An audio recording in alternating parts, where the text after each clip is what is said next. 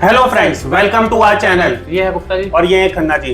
Guys, आज हम बात करेंगे सिलिकॉन वैली बैंक के साथ क्या हुआ है, प्लस क्या इसका असर 2008 में जो हुआ था मार्केट पे वैसा हो सकता है या नहीं हो सकता, तो उसके बारे में आज हम आपसे बात करेंगे।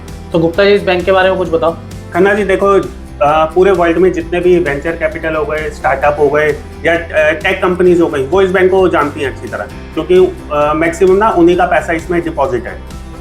आप इस बैंक की बात करोगे तो 2 महीने पहले इस बैंक की जो संपत्ति थी वो 209 अरब डॉलर थी।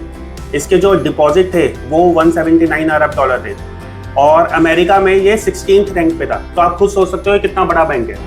और इसका जो पैसा था इनने इन्वेस्ट कर रखा था बॉन्ड्स में, मतलब और भी बैंक करते हैं बॉन्ड में, इनने भी बॉन्ड में काफ़ी इन्वेस्ट कर रखा था। तो गुप्ता जी हुआ क्या फिर इस बैंक के अंदर? खन्ना जी देखो क्या हुआ, इसमें जो मैक्सिमम इन्वेस्टमेंट जैसे मैंने आपको बताया टेक कंपनीज हो गई, स्टार्टअप, वेंचर कैपिटल, इन्होंने किया हुआ था।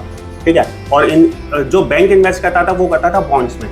ठीक है, अब लास्ट 1-2 साल से आप देख रहे हो कि एक तो टेक की कंपनीज के शेयर डाउन जा रहे हैं, थोड़ा महंगाई की वजह से जो फेडरल रिजर्व है वो लगातार अपने इंटरेस्ट बढ़ाता जा रहा है। अब थोड़ी बहुत मंदी थी, जो ये कंपनीज थी वेंचर कैपिटल है, टेक कंपनी, इन्हें फाइनेंसिंग के इशू आ रहे थे। तो ये क्या कर रही थी, अब पैसा हर चीज़ को चलाने के लिए देखो पैसा तो चाहिए। ठीक है, तो वो क्या करती थी, जो इनका पैसा बैंक में जमा था उसी को रीयूज कर रही थी, उसी को निकाल रही थी। अब क्या हुआ, थोड़े टाइम से ना ये रिक्वेस्ट बहुत ज़्यादा बढ़ने लग गई। अच्छा, शुरू में तो कोई दिक्कत नहीं हुई, लेकिन थोड़े टाइम बाद बहुत ज़्यादा विड्रॉ होने लग गया। अब विड्रॉ होने लगा, बैंक को पैसा चाहिए, कैश का इशू हुआ, तो बैंक ने पहले तो कोशिश करी कि बाहर से वो फंड रेज कर सके। उन्हें 2.5 अरब डॉलर की कोशिश भी करी, लेकिन वो उसकी फेल हो गई।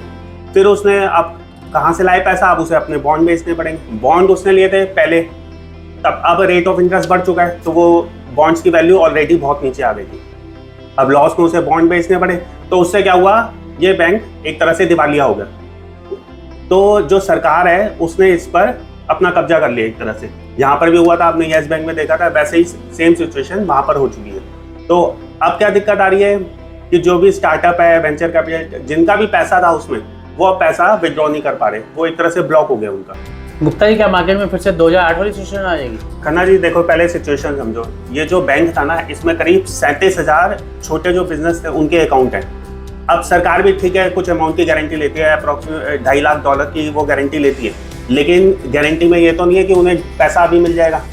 और प्लस कुछ ऐसे बिजनेस भी होंगे जिनका अमाउंट उससे ज़्यादा होगा, तो एक तो विड्रॉ की दिक्कत आ गई। ठीक है, ऊपर से रिस्क भी हो गया कि 2.5 लाख डॉलर से ऊपर है, तो वो पैसा कहाँ उसका क्या होगा। अब जो स्टार्टअप हैं वो करीब 10,000 स्टार्टअप इसके साथ जुड़े हुए हैं। उन सब में आप एक एग्जांपल लो, अगर एक स्टार्टअप में अगर 10 एम्प्लॉय भी हैं, तो आप ये सोच के चलो 1 लाख एम्प्लॉय पे दिक्कत आ गई, उनकी सैलरी की दिक्कत, जो स्टार्टअप हैं उनको कैश की प्रॉब्लम आ गई, तो वो आगे चलेंगे या नहीं चलेंगे। तो प्रॉब्लम है, प्रॉब्लम आ चुकी है, ऐसी नहीं है कि नहीं आई। लेकिन 2008 वाली मंदी में ऐसा अभी कुछ नहीं लग रहा, क्योंकि जो दूसरे बैंक हैं उनके पास सिर्फ ये स्टार्टअप या वेंचर कैपिटल या टेक कंपनीज के अकाउंट नहीं, उनके पास उनके क्लाइंट और भी दूसरे, उनके बिजनेस और भी दूसरे, तो ऐसा नहीं है। प्लस फेडरल रिजर्व ने भी कहा है कि इस बैंक की जो बैंकरप्सी हुई है उसका असर दूसरे बैंकिंग पे इतना नहीं पड़ेगा। ठीक है, मार्केट में थोड़ा बहुत प्रॉफिट बुकिंग आएगी, सब कुछ आएगा, लेकिन ऐसा कोई 2008 वाली अभी इस रीज़न की वजह से तो नहीं दिखती। तो गाइज, अगर आपको मार्केट गिरे इन्वेस्टमेंट करनी है तो आप अच्छे शेयर्स में इन्वेस्ट करो, आप उसकी पूरी रिसर्च करो, पूरी एनालिसिस करो, और तब आप उसमें इन्वेस्टमेंट करो। तो चलिए फ्रेंड्स, आपको अगर हमारी ये वीडियो पसंद आई हो तो वीडियो को लाइक कीजिएगा और चैनल को सब्सक्राइब कीजिएगा। Okay bye.